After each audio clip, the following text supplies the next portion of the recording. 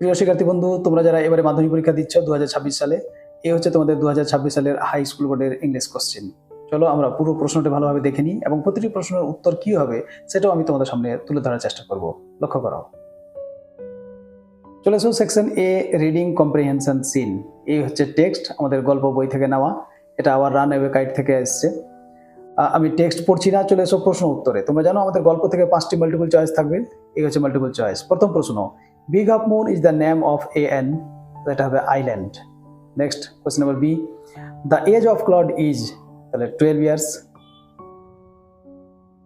Question number C, Esther is the, তাহলে এটা উত্তর হবে sister of the narrator's father, ন্যারেটারের পিতার বোন।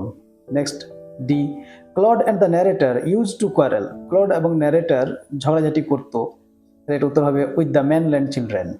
Next E number question, father looked sad when, বাবাকে দুঃখিত দেখাচ্ছিল যখন, তাহলে এটা হবে option 4, he was asked about relatives, যখন তাকে আত্মীয় সম্পর্কে জিজ্ঞেস করা হয়েছিল। Next question, complete the following sentences with information from the text. এখানে 3টি প্রশ্ন দেওয়া আছে, এই প্রশ্নগুলির উত্তর আমাদের প্যাসেজ থেকে নিয়ে মানে বাক্যটাকে পূর্ণ করতে হবে। লক্ষ্য করো, প্রথম প্রশ্ন, the father of the 2 children worked as, যে দুজন সন্তানের পিতা কাজ করতেন হিসাবে, কি হিসাবে, তাহলে as the keeper of the big half moon lighthouse. Next 2 number question, the family use to move over to the mainland because, যে পরিবারটি মূল ভূখণ্ডে চলে যেত কারণ, আমরা উত্তরে লিখেছি in winter the harbour is frozen over, কারণ শীতকালে সেই বন্দরটি বা পোতাশ্রয়টি জমে যেত। Next 3 number question, people of the mainland pitied the narrator's family when, মূল ভূখণ্ডের যে লোকেরা তারা এই ন্যারেটরের পরিবারের প্রতি দয়া দেখাতো বা মায়া দেখাতো কখন, আমরা উত্তরে লিখেছি the time came for them to return to the island, যখন তাদের দ্বীপে ফেরার সময় হয়ে যেত। নেক্সট কোশ্চেন, এবারে লক্ষ্য করো C, state whether the following statements are true or false, মানে এখানে 2টি বিবৃতি দেওয়া আছে, এই বিবৃতিগুলো ঠিক না ভুল সেটা আমাদের লিখতে হবে।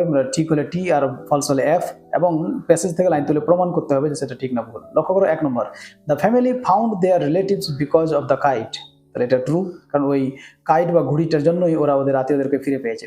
সাপোর্টিং লাইন লিখেছি আমরা, দেখো, it is all on account of the kite that there are more of us. Next, no family living on the mainland had relatives, মানে মূল ভূখণ্ডে থাকা কোনো পরিবারেরই আত্মীয় স্বজন ছিল না, ফলস হবে। Supporting line, everybody on the mainland had relations, right. তাহলে এই জন্য আমাদের গল্প থেকে মোট 12 নম্বরের কোশ্চেন। এবার চলে আসো কবিতা। কবিতা অনেকদিন পর দেখা পাওয়া গেছে, এটা স্নেল আমাদের টেক্সট বইয়ের একদম শেষ লেসন 8 থেকে নেওয়া হয়েছে। আমি আর টেক্সট পড়ছি না, টেক্সট তোমরা দেখতেই পাচ্ছ। চলে এসো প্রশ্ন উত্তরে। আমরা জানি কবিতা থেকে আমাদের 4টি মাল্টিপল চয়েস থাকবে। প্রথম প্রশ্ন, the snail sticks to the wall as if, যে শামুক দেওয়ালের সঙ্গে সেটা থাকে যেন হি গ্রিউ দেয়ার, সেখানেই সে জন্মেছে। নেক্সট, এবারে question number B, with the slightest touch the snail shrinks with, যে কিঞ্চিত পরিমাণ স্পর্শ করলেও শামুক গুটে যায়, তাহলে উইথ ডিসপ্লেজার, নিরানন্দের সহিত। Next, the phrase danger eminent in the second stanza refers to dangers, এটা হবে লাইকলি টু হ্যাপেন সুন, মানে ডেঞ্জার এমিনেন্স মানে এমন বিপদ যেটা আসন্ন, মানে ঘটতে চলেছে। Next, whenever the snail lives it lives, তাহলে উইথ নান, কারো সঙ্গেই নয়, এটা হলো উত্তর।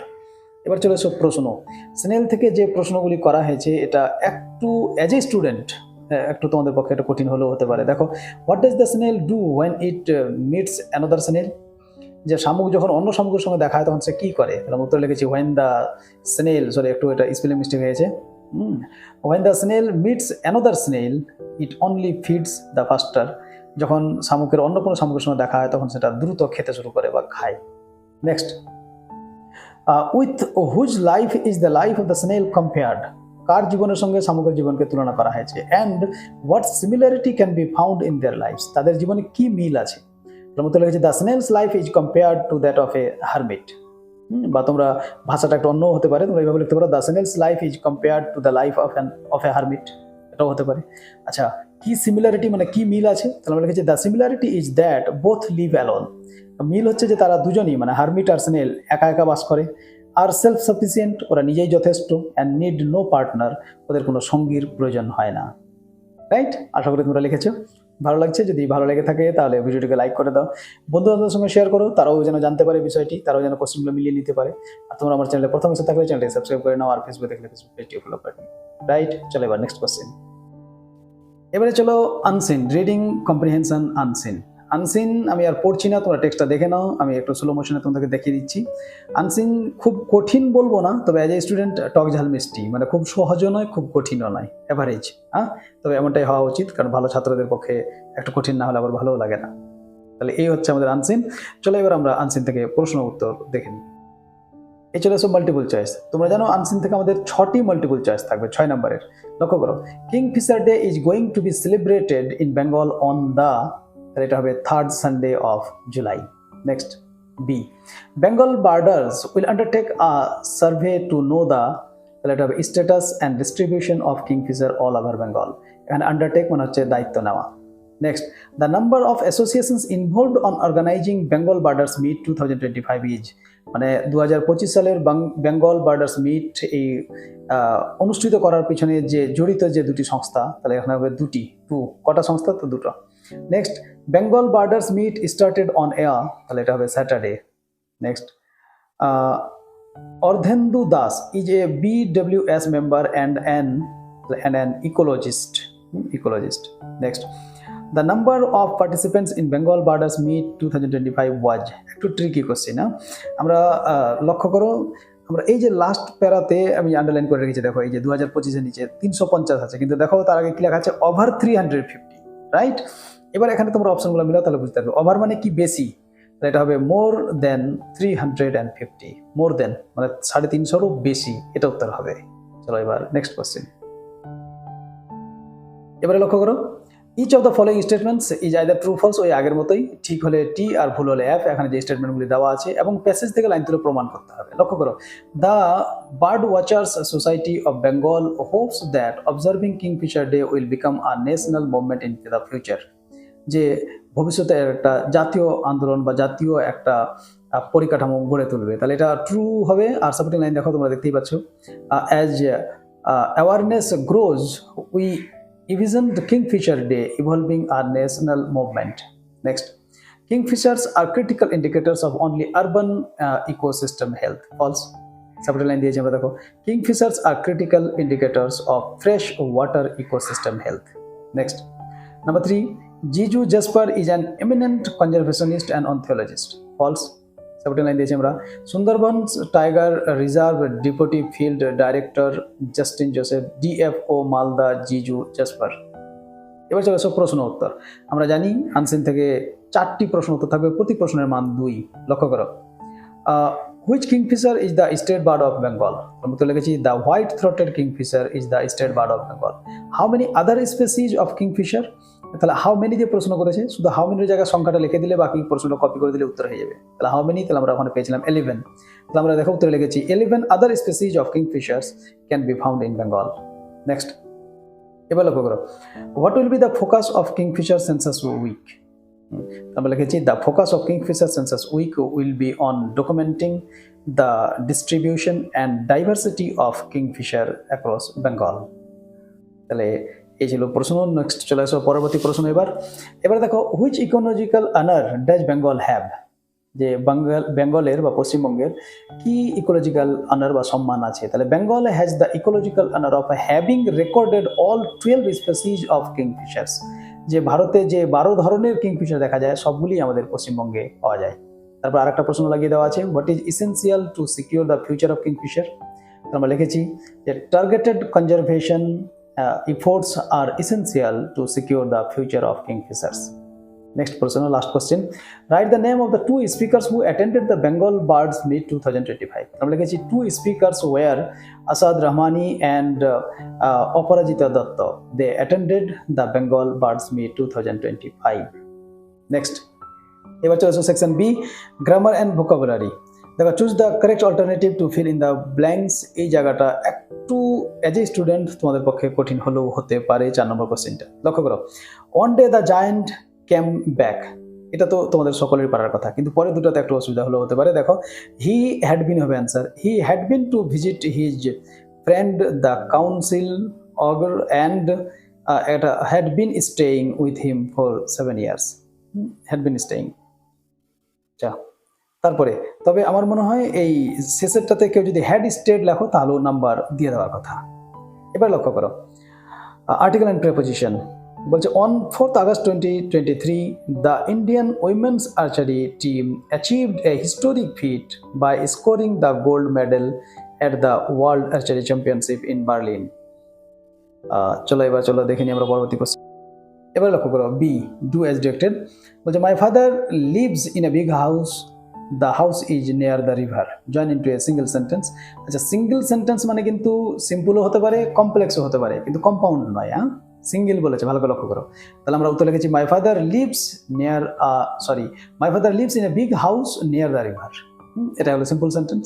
তবে কেউ যদি এটাকে কমপ্লেক্সও করে যে my father lives in a big house which is near the river বা that is near the river, he will also get the mark.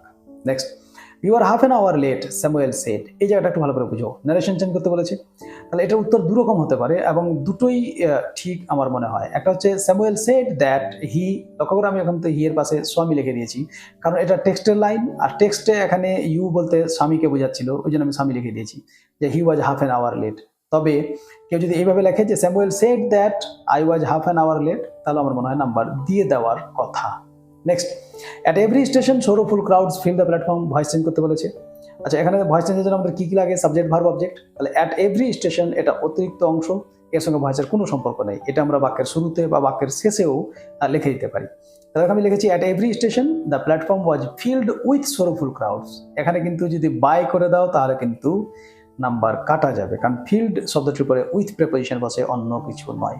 তবে অ্যাট এভরি স্টেশন কেউ যদি শেষেও লেখো তাহলেও তাতেও নাম্বার পাবে, তাতে কোনো অসুবিধা নেই। মূল হচ্ছে the platform was filled with sorrowful crowds. হয়ে গেল। চলে এসো এবার ফ্রেজাল ভার্ব। ফ্রেজাল ভার্ব তুলনামূলক সহজ ছিল। দেখো পাবলিশড, তাহলে ব্রট আউট। আচ্ছা, I will wear, put on. আর অ্যাবান্ডন মানে বাদ দেওয়া বা ত্যাগ করা, তাহলে এটা হবে গিভ আপ। এবার চলো সিনোনিম। এবার লক্ষ্য করো, এটাই সব থেকে কঠিন পার্ট তোমাদের, কারণ এখানে যে শব্দগুলি দেওয়া আছে, 4টা মিনিং দেওয়া আছে, এই মিনিং এর সেম শব্দ আমাদের আনসিন থেকে খুঁজে বের করে লিখতে হবে। তোমরা নিশ্চয়ই জানো। দেখো the natural home of A plant or an animal, তাহলে এটা হবে হ্যাবিটেট। আচ্ছা, ভ্যারাইটি, এটা হবে ডাইভার্সিটি। প্রিজার্ভেশন, এটা হবে কনজারভেশন।